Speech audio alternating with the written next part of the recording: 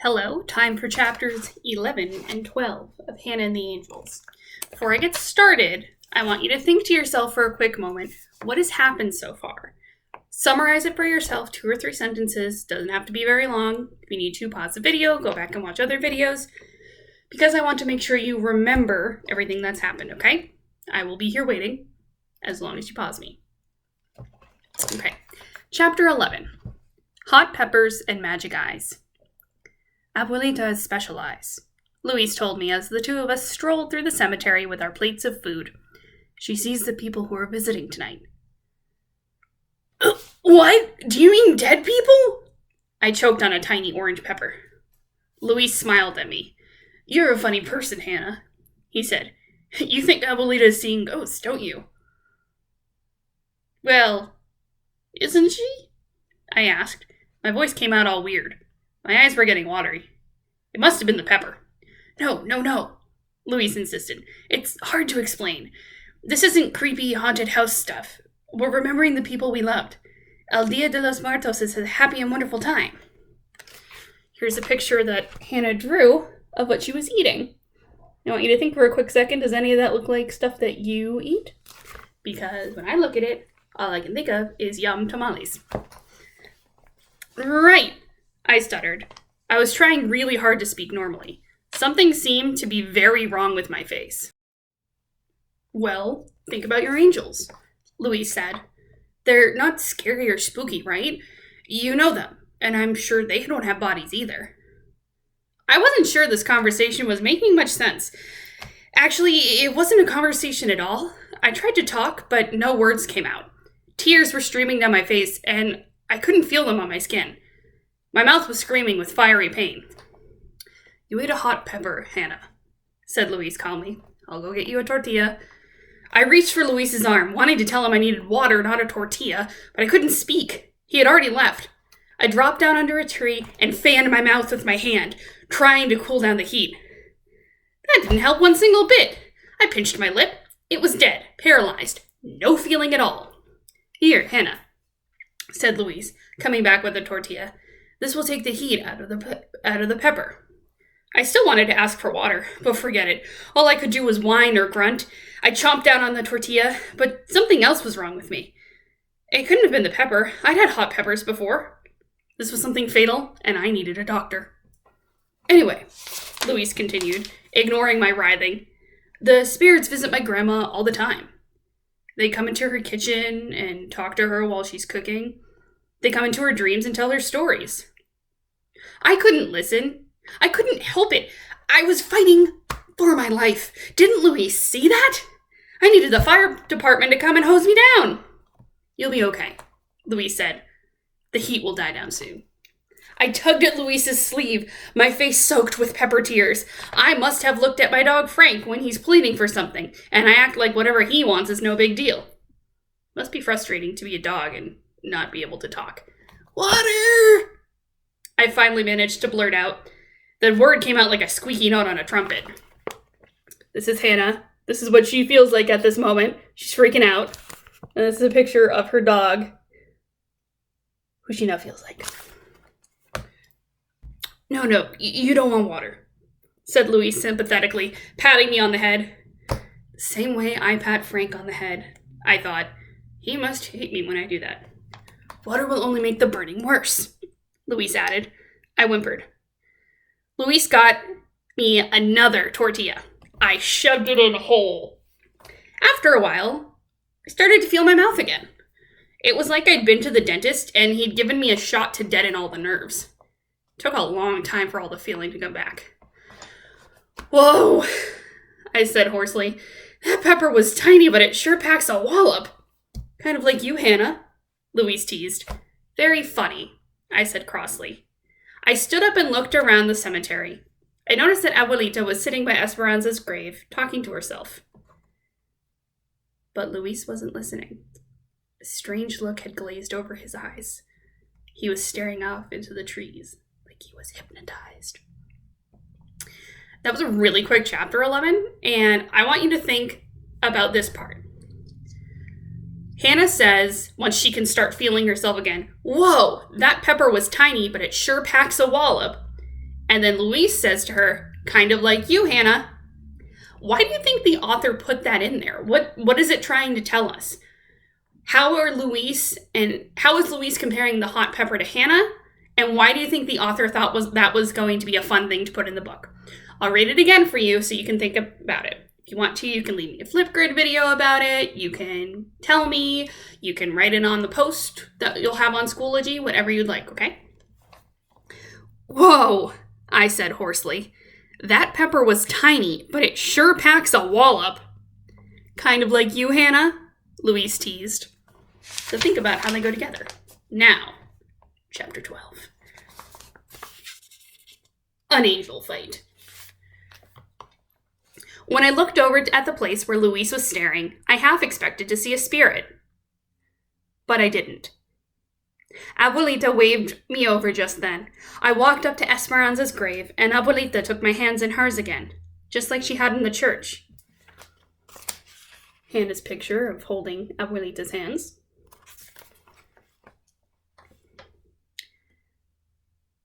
We need you to watch over Luis, she said, looking into my eyes. You must help him. He may be in trouble. I wasn't sure what Abuelita meant. I'll do my best, I stammered, feeling a little flustered. I looked back over my shoulder at Luis. He wasn't there anymore. Then I spotted him sneaking out of the cemetery. He was taking off, just the way he had in the market. What was the matter with this kid? I decided to follow him. I'm not sure why. Maybe I was just angry that he'd leave me like that. I walked over to the path he'd taken and hid behind a tree, where I could spy on him. He threw glances behind him as he walked. He was slinking around like a panther, watching for danger. He looked as if he was heading back to the plaza. Was he going to hunt for the treasure without me? I silently followed him. Here's Hannah's drawing of her following Luis.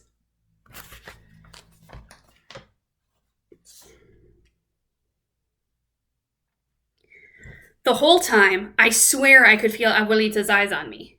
They felt like little flickering candles on my back. I followed Luis, and Abuelita's eyes followed me.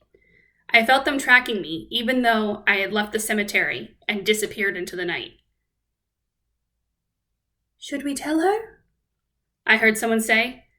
I stopped in my tracks, startled. No, a voice answered. She has to find out for herself. It had to be Laurie and Demi talking. I was sure of it. It sounded like the angels were having a meeting. I'd been following Luis for a while, and we were definitely near the plaza now. Luis seemed to be heading toward the church, so I sat down on a bench for a minute. That way, I could keep an eye on him and listen to my angels at the same time. I had to close my eyes and really concentrate to hear them. It might frighten her. That was Aurora. It's all right, said Demi. Hannah can handle it. She doesn't need us interfering. She'll find a human solution. But it will be so painful.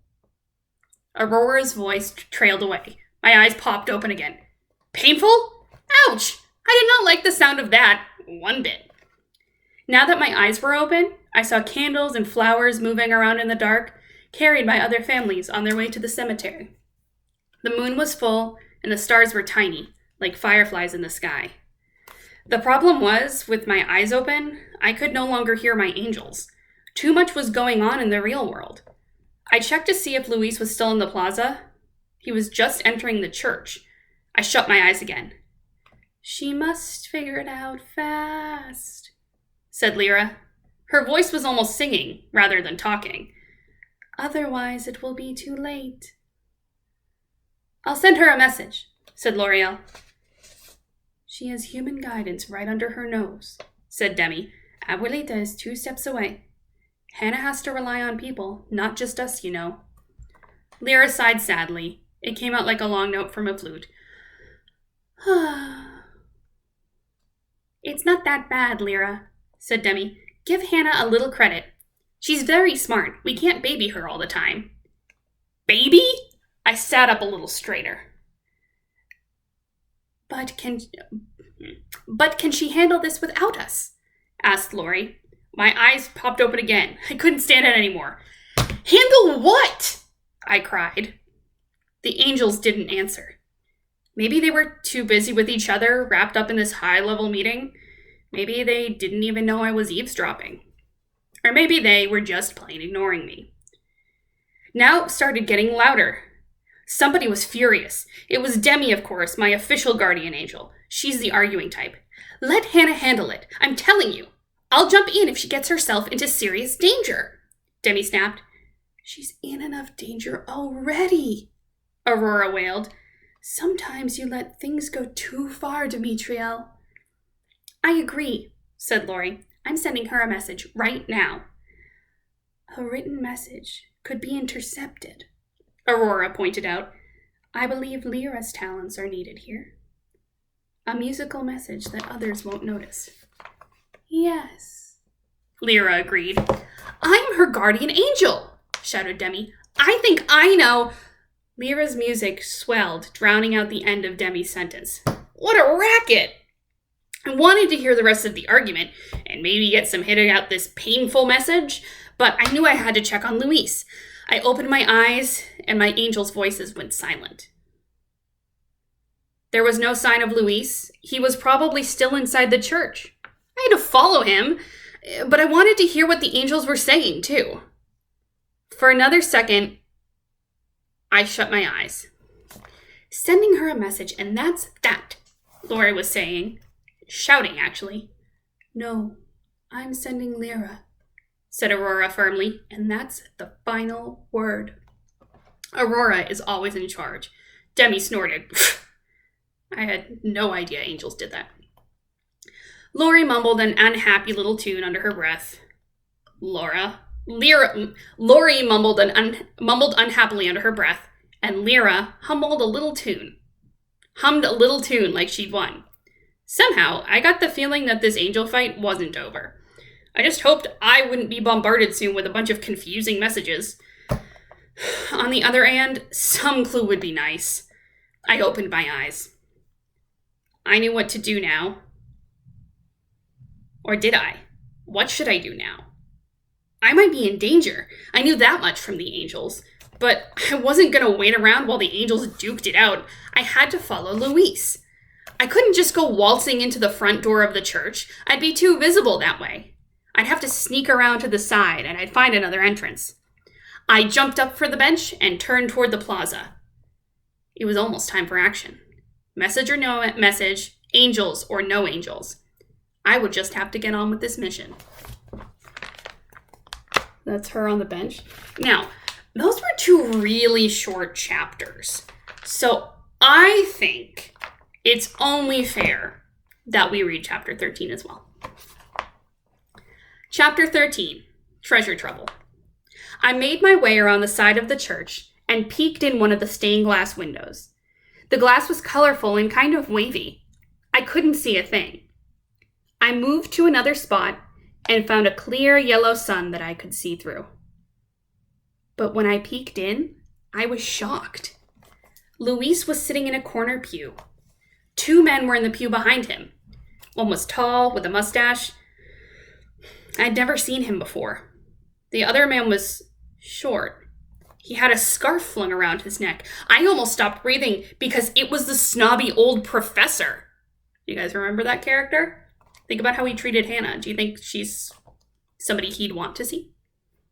I pressed my ear against the yellow sun, but I couldn't hear a word. I cupped my hand around each of my ears and spread my palms wide and pushed my ears forward. My dad says you can catch more sound that way. He's a vet. According to Dad, that's why certain animals, like rabbits, have big ears. It lets them hear sounds from far away. The big ear thing, though, wasn't working for me. I couldn't hear anything but mumbling. What were they saying? I had to get into the church somehow. I slipped back past the window and flattened against the white plaster wall. The moonlight was very bright, and I was afraid of being spotted. I slid inch by inch toward the back of the church. I remembered there was a little door up by the altar that Luis had checked earlier. I felt really sneaky, like a double agent or something. You know, those spies who spy on the people they're supposed to be working for. But I had to know what was going on. I found the little door. Please don't let it creak, I thought. I gently lifted the long iron handle. Thank goodness it opened silently. The door led to a tiny room full of garments that priests wear. Red and gold and purple silk vestments hung on hangers. Long, lacy white shirts were stacked on a chair. I slipped in, held the door with my foot so it wouldn't slam, and shut it softly behind me. Then I tiptoed over to the vestments. I hid between a purple robe and a green one and held my breath. I didn't think Luis and the two men could see the room from where they were sitting. Besides, the vestments pretty much covered me. I pressed my ear to the wall. "In a hurry," I heard one of them say. I recognized the whispering voice and froze. The tall guy with the mustache was the masked man at the puppet table. "You understand, mi amigo," said the professor slowly. "You are rapidly running out of time." "I just need one more day," said Luis's voice. I almost died of shock. He knew these guys, and he hadn't told me. "I promise you'll have it by tomorrow night." Have what by tomorrow night? I wondered. Not the treasure. That was totally impossible. "And who's the muchacha?" asked the tall man. I knew that meant girl. I also had a feeling it meant me, Hannah Martin. "Leave her out of this," said Luis. "She's not involved." "If she's not involved, then why is she with you?" demanded the professor. "Because she has the other half of the map," Luis said. "But she doesn't suspect anything, I swear." I shivered. She doesn't suspect anything? What was going on? What had Luis been hiding from me? I pulled the vestments closer around me. The angels were right. I was in terrible danger. I could feel it right down to my bones. Should I try to get out of the church right now? Or should I wait until I could be sure the coast was clear? Just then, I heard a shuffling of feet. It sounded like someone had grabbed Luis. "She'd better not talk," growled the tall man's voice, "or you don't get 1 peso. You got that?" Money? Was that what this was all about? It couldn't be. "I told you, she won't talk," said Luis in a strangled voice. I think they were holding him by the collar. I heard more shuffling, rustling, like paper. It sounded like they were looking at Luis's map. "Show us where it is," the tall guy demanded. "Right now." Luis's voice was strained. "We went past that butterfly tree today and found pictograms in a cave."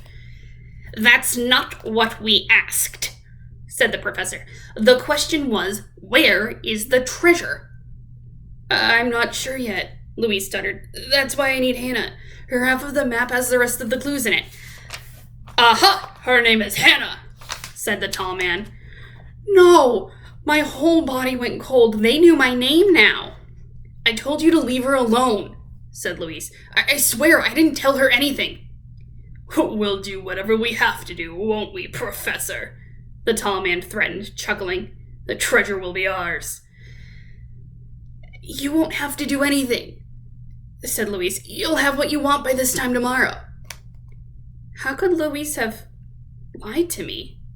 I'd been helping him, and he was nothing but a low-down, dirty traitor. Did he think I was stupid? "All right, you've got 24 hours, the professor spat. "That's it. If we don't have the treasure right here in our hands by then, who knows what we'll be forced to do to you." "Or to your precious abuelita," added the tall man. "You understand, compadre?" Luis must have nodded, because I didn't hear him say anything. "Here's your map back," the professor told him. "Half a map. Does us no good at all." This was horrible. I was paralyzed with fear. I was also furious with Luis. I heard footsteps moving toward the altar. Oh no, they were going to leave through the little door back in the vestment room. I hunched down and huddled inside the purple robe, trembling. I heard 3 sets of footsteps come into the room, straight toward me. Then I realized something even worse. My body was hidden under the purple vestment, but my feet were sticking out.